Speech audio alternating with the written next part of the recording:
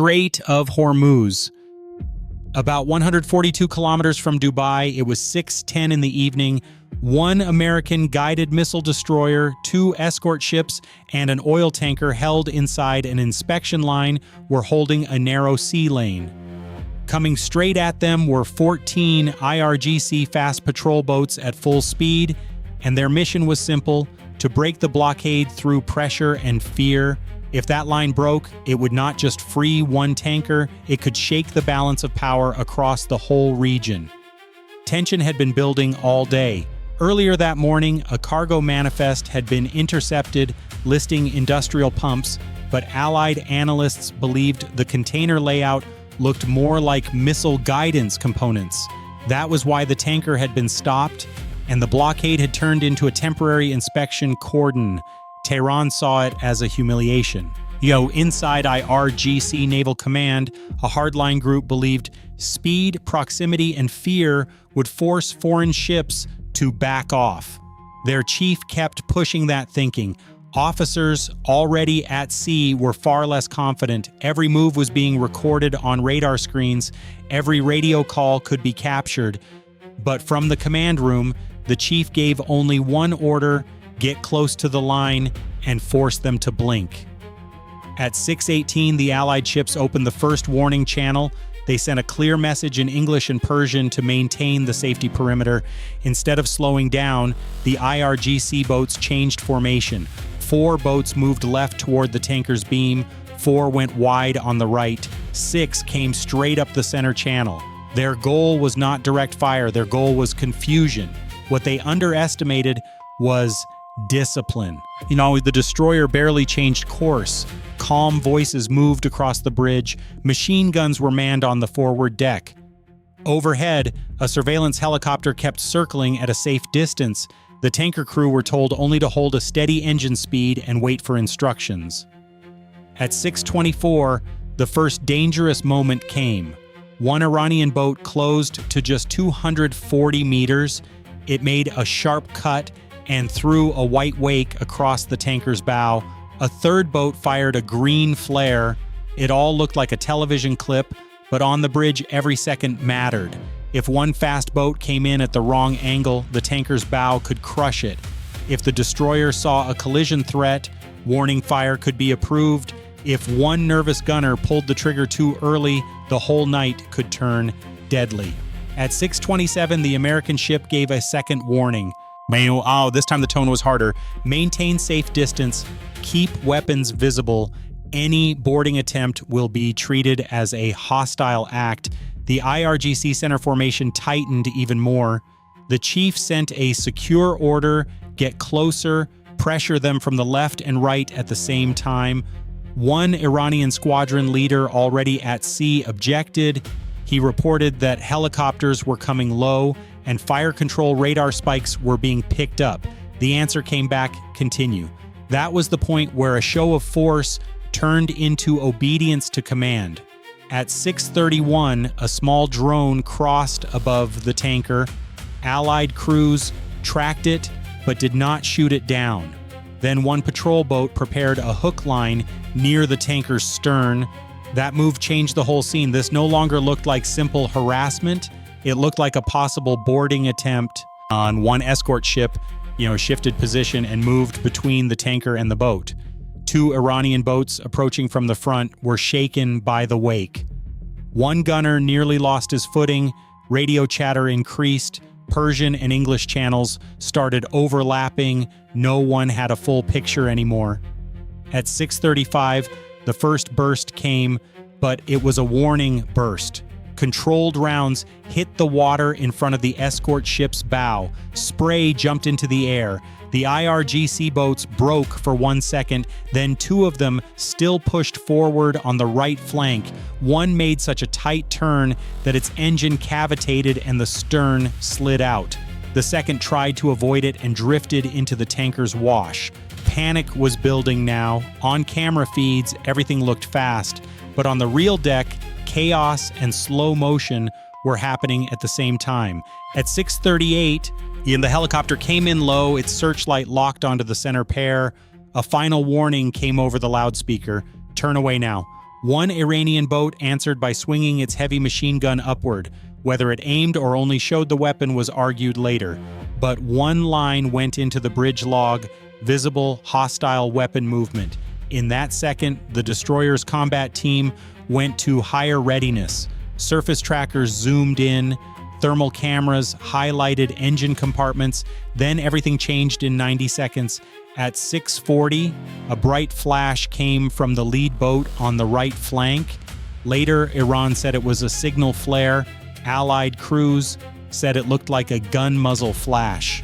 In the noise, no one heard it clearly, but the escort ship gave an immediate defensive response.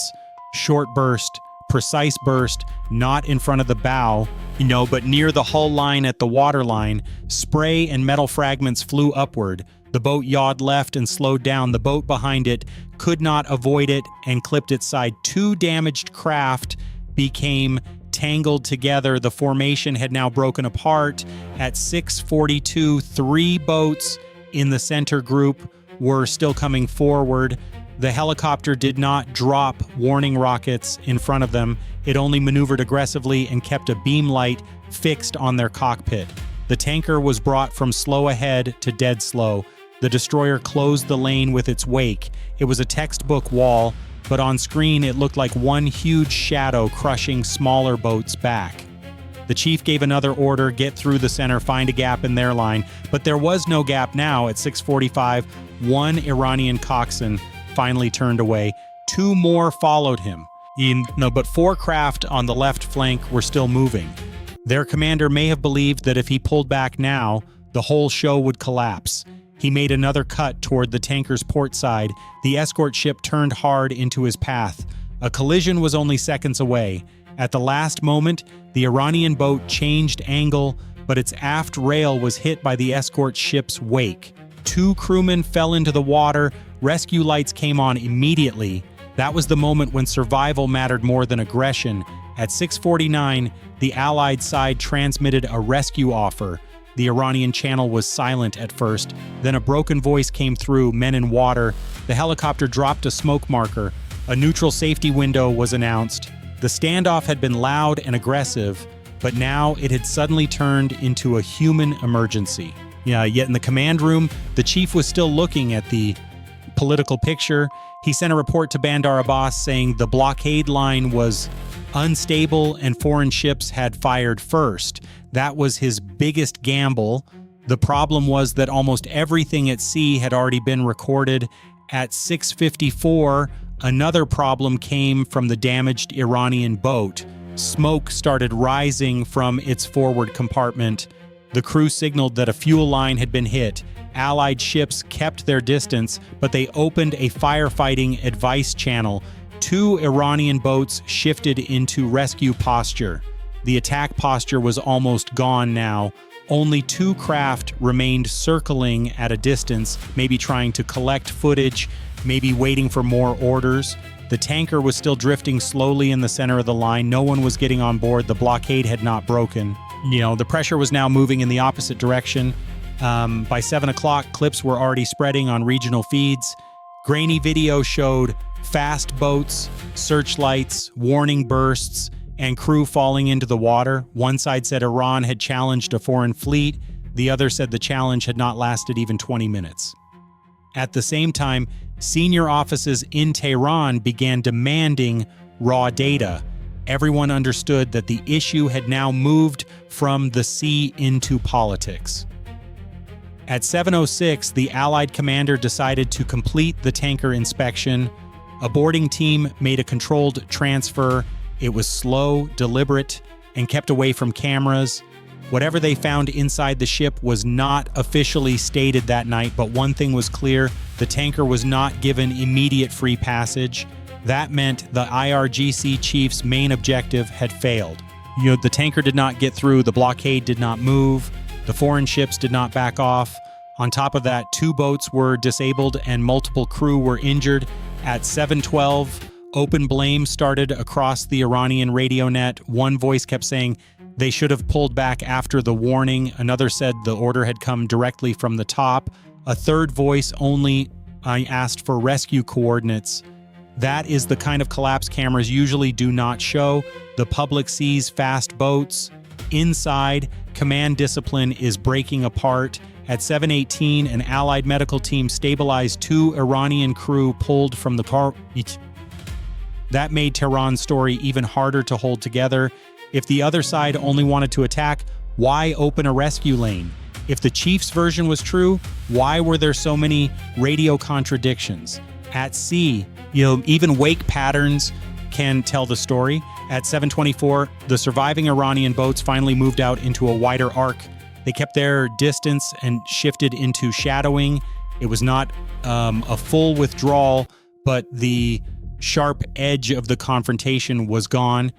The tanker inspection was completed. The escort arrangement was reformed.